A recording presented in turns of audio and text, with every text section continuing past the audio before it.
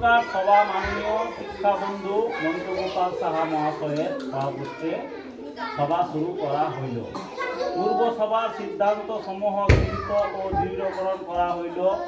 অত্র সভায় বিদ্যালয়ের প্রধান শিক্ষক স্বপনকারী মহাশয় জানাইলেন যে বিদ্যালয়ে 3টি পর্বের মূল্যায়ন শেষ হইয়াছে এবং ছাত্র ছাত্রীদের মূল্যায়নের উত্তরপত্র খতিয়ে দেখা হইয়াছে।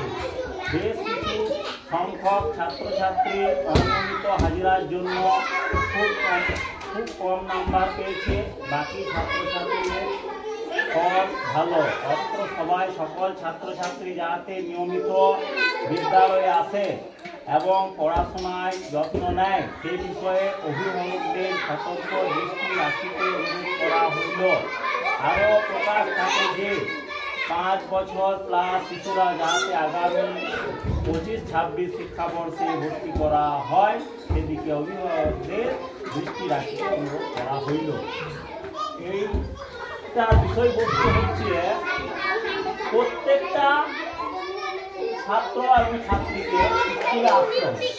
যেসব ছাত্রছাত্রী নিয়মিত স্কুলে আসছে না দেখা যাচ্ছে তারা কিন্তু অন্যদের থেকে কি হচ্ছে পিছিয়ে পড়ছে।